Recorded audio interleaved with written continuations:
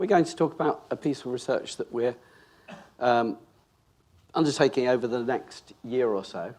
This is part one. We're very fortunate here in the UK that we have this fantastic body, the IPA, which is a great organisation for promoting effectiveness and accountability in marketing communications. And a fantastic resource that the IPA has created, which is the IPA Data Bank. And hopefully most of you will know about it, but it's basically a huge database that's accumulated over the 30 years or so that they've been running the IPA Effectiveness Awards.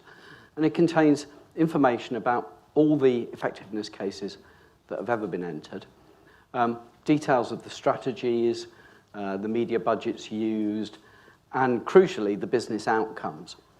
And Peter and I have been mining that data for the last 10 years now, isn't it, I think? Trying to find interesting things, trying to find general rules about how advertising and marketing communications work, some sort of general principles of effectiveness. So you may have seen our previous two books, the snappily titled Marketing in the Era of Accountability, even I can't say it, and the long and the short of it. And this is the beginning of part three. In this session, we're going to be talking about how media work in this new world of digital, online, new media, and so forth. We've seen this great revolution in the media landscape in the last 20 years. In a world where the tools for communicating people are constantly changing, how are the rules for best practice for effectiveness, how are the rules changing? So obviously this is a very short session and we can only give you just a hint of what's in our latest analysis, but hopefully you'll find it interesting. There is a general assumption that the rules must be changing. The tools are changing, so the rules must be changing. And there are one or two underlying assumptions about how the rules are changing, which I think have become sort of what I call the new orthodoxy. This is one of them. This is a quote from an authority on marketing that came from a power breakfast that Peter and I had a few years ago with this guy, who I won't name. He said, brands need to move away from mass marketing to having more direct personal relationships with their buyers. And that, for him, is the new reality, the future of advertising and marketing in the digital world. I have to say, at the time I thought it was nonsense, and I still think it's nonsense. But it's at least worth seeing whether the data supports this.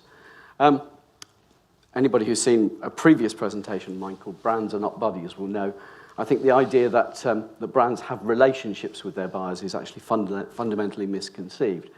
But what would the world be like if this was true? Well, there are a number of consequences. The first is brands would be growing through loyalty. And there is an assumption that in a digital world where you have direct communications with your buyers, where you know a lot about your buyers, the path to growth is to use that knowledge to extract more value from your buyers. If that was true, one of the things you'd see is that loyalty effects would become much more important. The brands that were growing would be the brands that would be improving their brand loyalty. And certainly, if you read a lot of articles about how marketing works, particularly in the popular press, that's the underlying assumption. Is it true? Well, we analysed the data, and the answer is no. This chart shows the frequency with which you get improvements in brand loyalty versus the frequency with which you get improvements in penetration, customer acquisition, and also the small number of cases where you get both moving together. What we see is what we've actually always seen, and this is looking at more recent data from the era of social media, the era of much closer relationships between brands and their customers online. Social media was supposed to change all this, but what we see is what we've always seen, which is that brands primarily grow through acquiring customers, through increasing penetration, not through increasing brand loyalty. Improvements in brand loyalty are actually very rare. And what we find is that it's about 3 times more common to increase penetration than to increase loyalty. Second consequence of the sort of the relationship model of marketing is, if you believe that was true, then brands that focused on building up those relationships with their existing customers would tend to perform better than brands that focus outwards and talking to strangers, if you like.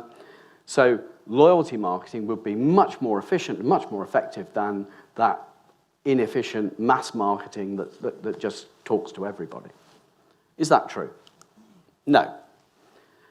This divides campaigns that focus on talking to customers and improving loyalty, the left-hand bar, versus campaigns that look outward to try and acquire new customers, the sort of, the classic sort of beckoning in kind of model, versus the right-hand bar, which is campaigns that just talk to everybody, mass marketing. And what we've got here is one of the measures of effectiveness we've used, and we've used a number, which is the annual market share growth achieved. We've used that because that turns out to be one of the metrics that most strongly correlates with profit. What you find is that for all these metrics, the more you move away from tightly targeting on your existing customers to talking to everybody en masse, the more effective, the more profitable your marketing communications tend to be, which again is what we've always found, but it's still true in the digital era. There is no sign in the data that we see that mass marketing is becoming less effective.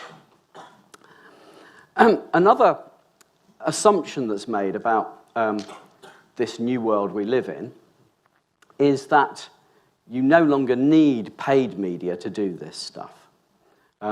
You've got owned media, you've got earned media, and in the new world, you can achieve great results simply by using people as your sales force, if you like. If you have an engaging idea, it will spread virally. People will share it for you, and the old idea that you need to just chuck money at it to get massive exposure is no longer relevant. So we've examined that idea.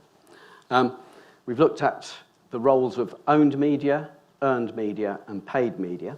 I can only show you one of the many charts that we've put together on this over the last few months.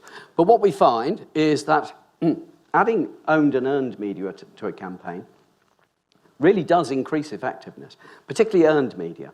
If you can get people to share your stuff, then, interesting. If you can get people to share your stuff, then yes, you can have really big improvements in the effectiveness of your other media. But that stuff doesn't work unless you have paid media as well.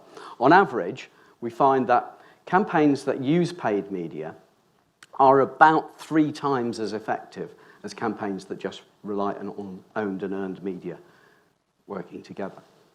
And in particular, what we find is that actually it's almost impossible to generate earned media naturally, organically, without using paid media. There are almost no examples in the IPA data bank of campaigns that got significant volumes of earned media without both owned and paid media being in place. And the way that this seems to work is, first base, you need owned media, you need stuff for people to share. Secondly, you need paid media, and quite large amounts of paid media, to bring it to people's attention. Then the whole thing catches fire, and then you get stuff sharing, buzz, social amplification, and so forth. But the idea that you can somehow just do all this on zero budget, and there have been authorities, there's a book called Zero, which explicitly makes the argument that in the future all marketing budgets will tend to zero, and you can just do all this stuff with owned and earned. Absolute bullshit. In fact, if you are spending immense amounts of time and effort crafting beautiful owned content, and you're not paying to bring it to people's attention, then you're doing what one marketing authority referred to as building cathedrals in the desert. Lovely stuff that nobody ever visits. So what about budgets? I mean, do budgets matter? If you are familiar with any of our previous stuff, you'll know that we've talked a lot about share of voice and the importance of basically shouting louder than your competitors in order to get share of voice, share of mind, and ultimately share of market. And I'm frequently told that's a very old-fashioned way of looking at things. Surely share of voice is no longer relevant in a world where we have all these other ways of communicating with people besides budget and paid media. Well, the bad news is that the correlation between share of voice and growth is alive and well. There is a highly statistically significant correlation between how much share of voice a brand has and how fast that brand grows over the next couple of years. It's always been there. The interesting thing is that that correlation has actually got tighter over the last 10 years. The correlation has got stronger. One way of measuring that, for those of you who are econometricians in the audience or statisticians, there might be a few, we talk about the R-squared, and what the R-squared helps you to understand is the proportion of, in this case, growth that's explained by share of voice. It's not huge, but it is massively statistically significant, and it has doubled over the last 10 years. In other words, share of voice is twice as important as it used to be. Budgets matter more now than they used to. And I think one reason for that may be that in a world where, for example, social media are amplifying the effects of your budgets, well, the consequence of that is changing the budgets will move the dial up and down more. The amplification means that the budgets matter more, not less. One of the reasons budgets matter is that effectiveness in marketing is primarily driven by scale to a large extent. It's not the only thing. I mean, the other thing, obviously, is creativity and efficiency. But there is no getting away from it that the amount of money that you make from your marketing is to a very large extent driven by the number of impressions that you get, the number of eyeballs you hit, if you like, and the number of times that you hit people. Reach is still fantastically important, and the amount of time people spend with your activity is really important. This chart is the latest data from the IPA Touchpoints survey, which gives an overall picture of how people consume media in this country right now. So this is field work from a couple of months ago. And it shows on the y-axis the percentage of people in the UK who engage with each medium in any given week, and the average number of hours per day spent with the medium across the whole population, not just the people who use that medium at any given time. And basically, people in Britain, and this is the same in all developed countries, do two things with their time when they're not working. They watch video in all its forms, about 4 hours a day, a little bit over 4 hours a day. And they spend time online. Also, almost exactly the same amount of time, about 4 hours a day. I haven't put online on this chart because it makes more sense to think of online as an ecosystem rather than a medium. So I've broken down the online components into their different parts.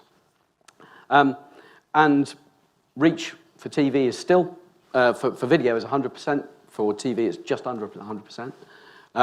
Online video, it's about 90%. The internet as a whole is about 96%. So if you want scale, the two things you need are online activity and video in some form. Within video, broadcast TV is still massive. It still accounts for the bulk of video. Although the way broadcast TV is being consumed has changed. So live consumption of video, live TV on a TV set is still massive. But now we also have catch-up TV, we have streaming live online. We have time shifting via PVRs, as we used to call them, or DTRs, or whatever you want to call them. So TV is still huge.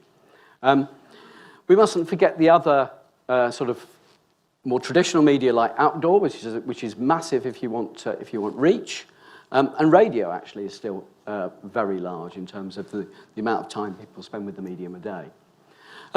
But we also have these other newer tools. So, for example, online video, which is another way of building up reach and frequency with video. Or we have broadcaster VOD, which, as we'll see, is another way of getting more video into people's lives. And what we generally find in the data, I haven't got time to show you the chart on this, is that the overall effectiveness of these different media broadly correlates with their position on this chart. That basically the scale of the medium is the main thing that determines how much money, how many sales, how much profit is generated. So you ignore video at your peril, and within that you ignore TV at your peril.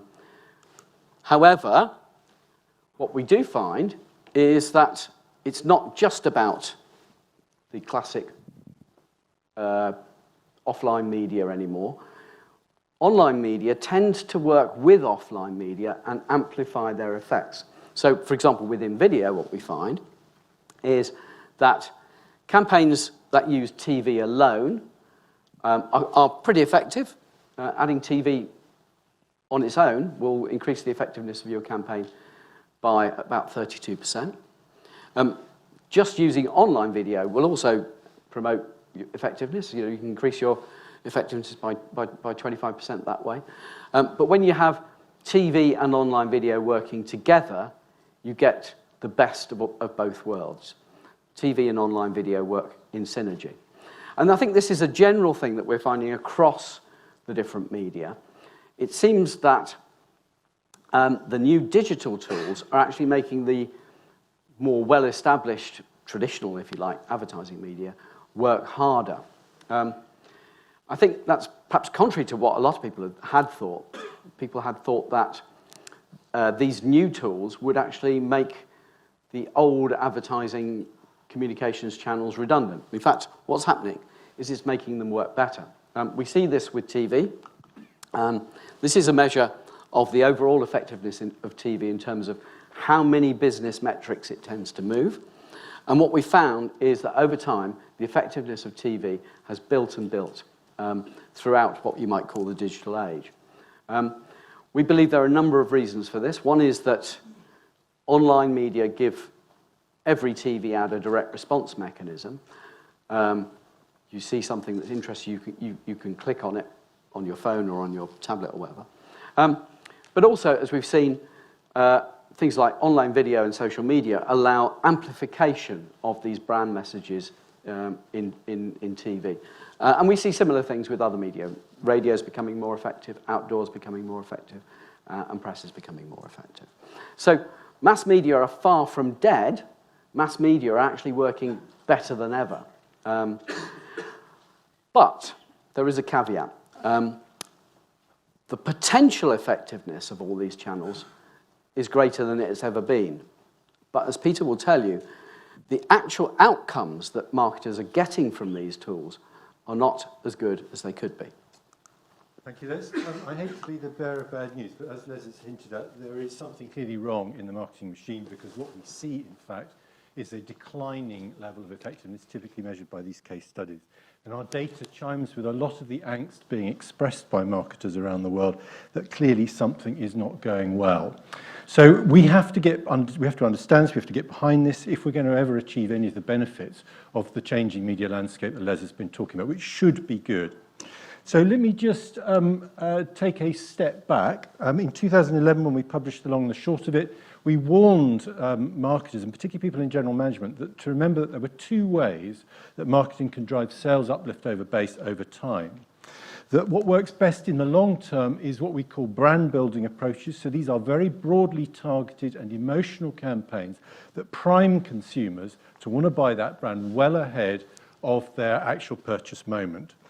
We get them into the brand, we get them enthusiastic about the brand, and it brings all sorts of business benefits. What works best in the short term is what we call sales activation approaches. These are often very tightly targeted and targeted at the last minute. They trigger in on your data trail, and when it says you're about to purchase, only then do they give you an activation message, which might typically be a deal or an offer or perhaps some piece of product news that you didn't know. Behavioral prompts designed to make you act now. And we observe that the unfortunate fact of life is that the cusp point, the dividing line between where long-term effects take over from short-term effects, is around about 6 months. So that unfortunately puts everything up to and including quarterly reporting firmly in the short-term domain. So if we judge success by the short term, and we judge success particularly by the quarter or less, we will be prejudiced towards those kinds of activation approaches which will seem to drive effectiveness most strongly, and we will dial up the amount of activation we put in our campaigns. And we see that in the case studies in the database, and they're clearly, it's going on out there as well. So any growth of short-termism in the marketplace in general will bring about inevitably a decline in long-term effectiveness because it will prejudice campaigns towards a short-term approach. And we have seen an explosion in short-termism over the last 10 years or so. From a long-run steady state of about 7 or 8% of case studies in the data bank, it's now exploded to over a quarter. Now, short-termism unfortunately comes with it a whole bunch of other problems for long-term effectiveness. And in particular, it's been associated with a huge growth in return on investment, or return on marketing investment, as we're going to call it here, amongst marketers. That sounds very fair and sensible, and who could possibly argue against being driven by return on investment? But it's very dangerous if it's used in isolation or used as a dominant metric. Because what return on investment is, it's an efficiency metric that will always flatter and reward those kinds of strategies that reach for the low-hanging fruit, those sales activation strategies that are simply targeting customers in the market now and are doing nothing to build long-term growth. They are doing nothing about addressing the ease with which we will sell next year. They are simply seizing the low-hanging fruit of now. So those tend to generate the most impressive returns on investment because it's easier to do. You get big spikes for relatively little investment because you target tightly. So we've got this situation where return on investment is accelerating the growth towards short-termism and amplifying it. But unfortunately, it also leads to another inevitable conclusion that if we want to improve return on investment, all we have to do is to target more tightly, to hit consumers at the last minute, and in that way we can reduce our budget. And this is exactly what we're finding. If we divide our case studies into two piles, the one on the left, which had larger budgets, above median budgets, the one on the right, which on the right-hand side, which had smaller budgets, below median budgets, you find, paradoxically, that the biggest returns on investment were amongst the smaller budget campaigns. So this is the living embodiment of this unfortunate paradox. So we find that this whole focus on return on investment is leading not just to ever more short-termism, but actually leading to a belief by clients and marketers in general, and probably those in general management specifically, that you can cut your budget and get away with it, that somehow budgets do not matter anymore in the modern world, despite what Les has already said about the fact that they're getting more important, not less. So it's very, very important. And we see this played out. This is the average budget level measured as extra share of voice, the difference between our share of voice and our share of market, the most important budget metric in marketing. We've seen how that has declined by around about 10 percentage points over the last decade. 10 percentage points. It's enormous. That's vast. It cannot come without significant impacts to effectiveness, and is a big part of the explanation for why we have seen effectiveness tailing off. Just in case any of you think that might be driven solely by the short-term case studies, cheap, low-cost short-term case studies piling in, let me tell you, it's a broader misunderstanding that is clearly there in marketing, because exactly the same is true of long-term cases. They are all trending down in terms of extra share of voice. So this is not good. This is not good. This must be a big problem for effectiveness. But it's clearly not the only problem that's going on out there. Because if we eliminate the problem of short-termism by only looking at long-term cases, and if we eliminate the problem of reduced budgets by taking an efficiency metric, in this case, this is our bang for bucks metric that we use all the time, how much share of market you drive per annum for every unit of investment you put behind that campaign, you find exactly the same alarming pattern, that it peaked a couple of periods ago on a rolling 10-year basis, so in reality that probably means the beginning of the global financial crisis, and is trending downwards now at rather an alarming rate, particularly over the last period. So there is clearly something else related perhaps to short-termism. There may be many smoking guns out there. We probably haven't found them all, but there is clearly a third smoking gun, and I'm going to suggest to you that it is this. Back in 2011, when we looked at the long and the short of it, we identified very crudely, using the data we then had available, that about a 60-40 balance between brand building and activation expenditure was optimum for driving success over the long term, but also achieving short-term goals. We said there and then that you have to do both, all businesses have to do both, but the secret of long-term success is keeping them in balance. We can now do that same analysis with much, much more accurate case-by-case, channel-by-channel data, and it turns out that we come to the same point. We're going to look at four metrics, four of the most important metrics we can look at, and I will demonstrate to you that in each case, the top performers on each of those metrics approximately balanced their campaign 60-40 brand building activation. So this is the top share growth case studies. We can look at the most efficient case studies, the ones that built the brand most strongly, and we can look at those that were most profitable. They all balanced their budgets at around about or slightly above 60-40. So it's still very, very important. Why have I gone through this preamble of updating on that? Because, and you can probably guess what's coming, this is what has happened in just the last 2 years.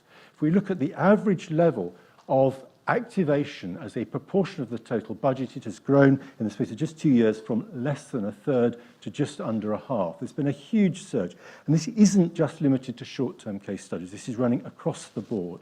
So campaigns are now activation overweight to a very significant degree. They have gone well beyond the optimum point, and the inevitable consequence of that is when we would expect to see a sharp drop-off in the most recent period, which is exactly what we've seen.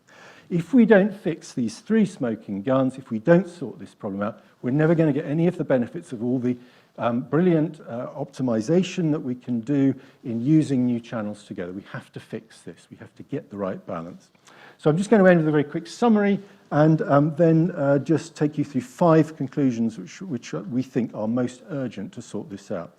First is, as I said, it is broadly targeted and early targeted priming campaigns that go for penetration growth that drive success still in the modern era, not tight and late targeted loyalty type strategies. So inevitably, broad reach media remain absolutely vital to success, even now, despite everything we have been told. Yes, owned and earned media can contribute nicely to the effectiveness and efficiency of our campaigns, but they are additive and they are nothing without a solid base of paid media beneath them. And as a kind of consequence of that, budgets are not just still important, they're getting more important than they ever were, and we mustn't forget that. When we're spending our money, video is the delivery mechanism par excellence of long-term success because it is a powerful emotional medium which can also deliver mass reach, as we've seen. And this is the lethal kind of ingredients that we need for long-term success. When we're thinking about video, it's not an either-or situation. We need to use all the tools available. TV, absolutely rock-solid core in that. It remains hugely powerful. But if we add to it video on demand and online video, we get some nice multipliers which really drive success forward. I've argued that all of that should mean we're looking at a lovely successful picture out there, a lovely rosy picture, but we aren't. And it's because of these smoking guns I've been talking about. The mother of them all is short-termism. Short-termism leads to lower long-term effectiveness anyway, but it has also gone hand in hand with an increasing focus on return on investment, which is extremely dangerous when used in the short term. And that seems to be fueling a reduction in the preparedness of businesses to invest behind growth. So those are the 2 smoking guns, but again, they tie up with another worrying trend, which is to overweight sales activation in this hunger and this obsession with driving short-term effects. I fully get and understand that if we don't have successful quarters, we won't have a business. So we've got to do this. But it is all about balance and not getting sucked into a bankrupt mantra that by living by the second, by living by the day, the week, or the quarter, we will still take care of the future, because we will not we undermine all the drivers of long-term success. So we've got to get this right. So 5 key points, really, to how we put this right and how we take advantage of the evolving media landscape. Firstly, we've got to return to a much more balanced perspective on long versus short-term objectives. And we've heard speakers before, Peter just now, who talked very, very smartly, I think, about how you look and measure and monitor that. And I think there's a lot of great work being done. We need to put right this activation brand building misbalance. The pendulum has swung far too far towards activation. We need to bring it back to more towards brand building, get back to this balance of 60-40. Remember that lovely analogy from Andrew earlier on this afternoon of carbs versus sugar. We need carbs, we need sugar. We need them both, but you can't live on one or the other. One keeps us going for duration, one gives us a quick fix of energy, but you've got to have them both. I think it's a lovely analogy. I'm going to steal it and use it wherever I go. Part of doing that will, of course, mean that we need to dial up all of our brand building use across all channels, established and new. We need to focus and get back to focusing on building brands for long-term success. But I specifically level a criticism against many of the newer channels out there who have become obsessed with their own short-term digital metrics and have therefore become sidetracked to the task of activation to a ridiculous extent. We've got to put that behind us. There's great work going on there, I know. We've got to move forward into an era where these newer media as well are playing their part in this balanced view of brand building and activation. And part of that will be us focusing on video as opposed to non-video formats in that world, because they are the delivery mechanism par excellence of long-term growth. So we've also got to get back to designing campaigns for long-term growth, building in that emotional priming that makes consumers want to buy our brand long before the opportunity or the need arises, because that is the route to long-term success. We have to keep building in those emotional associations with brands. But also, we get what we measure. We've got to start measuring the right things. We've got to develop the right metrics and the right leading indicators that will ensure that when we look at short-term metrics, actually they are taking some account of where we are going to be in a year's time or the year after. And without that piece, all of the work we might do on trying to design our campaigns correctly will founder on the rock of dismal metrics, which has been such a problem up to date.